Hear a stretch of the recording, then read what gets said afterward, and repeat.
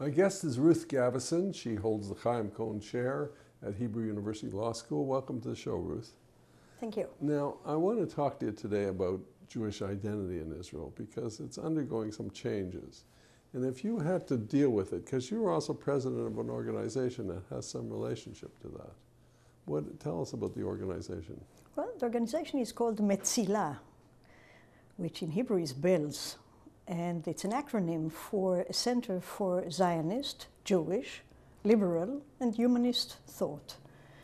And it's quite a mouthful. Yes, precisely. And I mean, it's very easy. I say all that at the beginning because what we really do is try to figure out how these four go together and support and enrich each other, is against the claims by some people that actually it cannot be that they go together because some Jews are not Zionists, some Zionists are not Jews, and mainly some people say that Zionism cannot be liberal and humanist.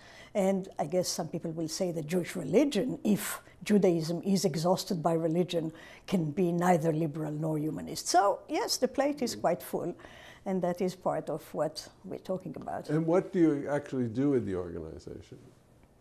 Well, what we try to do is to really look at these concepts and at some of the questions that have become very problematic in recent discourse. For example? For instance, the justification for a Jewish state. Yeah. The justification for a Jewish state involves, at the beginning, a question, what is the Jewish state? And many people think that Jewish state is a religious state, like Christian or Muslim. And they say, why should there be a Jewish state? Why can Jews, live as citizens in other states? And the answer is, in part, that the Jewish in a Jewish state is not like Muslim or Christian. The Jewish in a Jewish state is vis-a-vis Arab. This is the term used by the international community in November 47, when they decided there would be two states, one Arab, not Palestinian, Arab, and one Jewish, founded in the land of Israel, Palestine. And why is it important for Jews? Who are the Jews?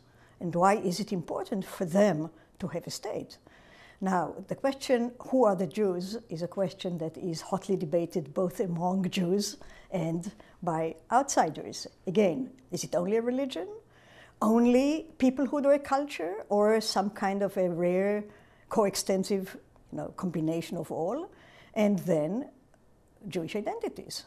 Now, it's very easy to think about the Jewish identity of an Orthodox Jew. But is this the only authentic Jewish identity? And the answer is, I think, that there are many more Jewish identities. Well, it clearly has to be, since if you think of the Orthodoxy, they're a small percentage now. They are, indeed. Jews. And not only that, but even in the surveys, when you do statistical surveys, it's very interesting. They've done in-depth probes, and the identity of the Jew is of the Orthodox. From the non-Jew, I was surprised at this study, and yet our own sense of identity is not that at all. We know it covers a wide gamut. Well, it is fascinating, and it's a critical question, because A, it's a question about Israel, but B, it's a question for all Jews wherever they are, and primarily for Jews who feel Jewish, who are proud to be Jewish, who feel that it enriches them to be Jewish. They want, most important, to transmit that feeling to their, the later generations.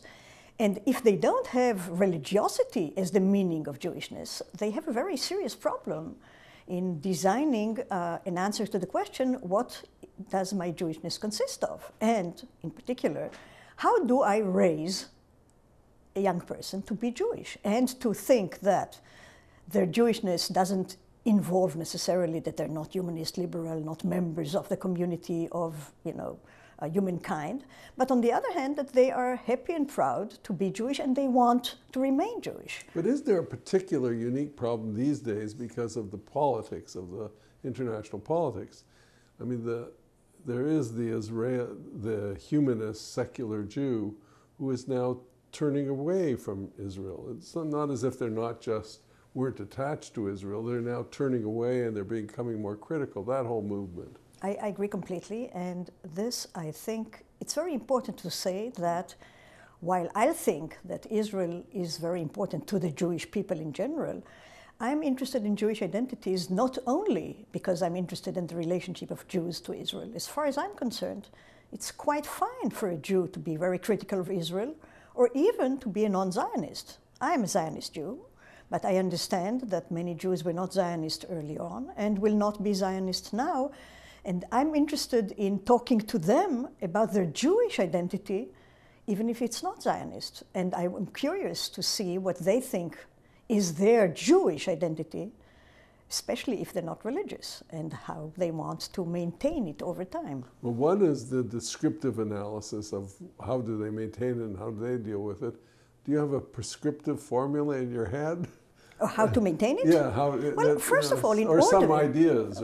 I think that the first clue for maintaining a Jewish identity is for people to think that the Jewish identity is important to them. Because we are living in a voluntary world. I mean, again, for people who are not Orthodox or religious, Jewish identity or the place you give Jewish identity in your life is a voluntary decision.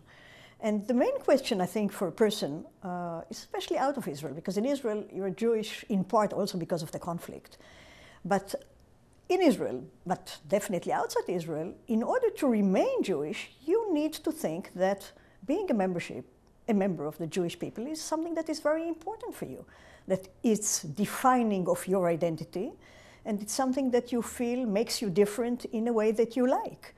And this, I think, is a great challenge, because I think many Jews who would like, in principle, to remain Jewish, don't really try to think through the question of what can their Judaism be like if it's not a religion and they do not live in Israel. But the Israeli part is critical because unlike, we can talk about a very small minority were Zionists in, say, the 1920s. But now that Israel occupies a central place in Jewish life, and it doesn't matter whether you're an anti-Zionist or pro-Zionist, you can't escape Israel as being central to your life. And it doesn't matter whether you're in Israel or in North America, wherever. So then, how do you because it makes it more complicated even. How do you deal with Israel?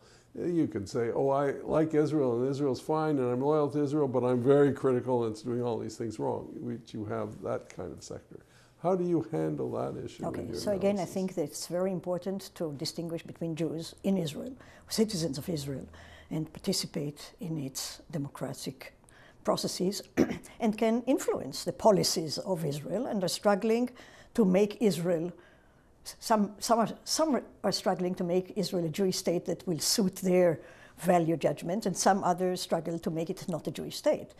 But I think for Jews in the diasporas, I think it's critical that they can feel free to criticize Israel, even to be anti-Israel, even to think that it was a bad idea that Israel was founded. But I think that it's important for Jews to try and not join the camp of those who are enemies of Israel. Because even if you want to say that there was a mistake there, historically, and that there are many mistakes that are committed now, I think that the idea that Israel is the only state for which we say that because it is violating presumably some human rights or things like that, it loses its right to exist.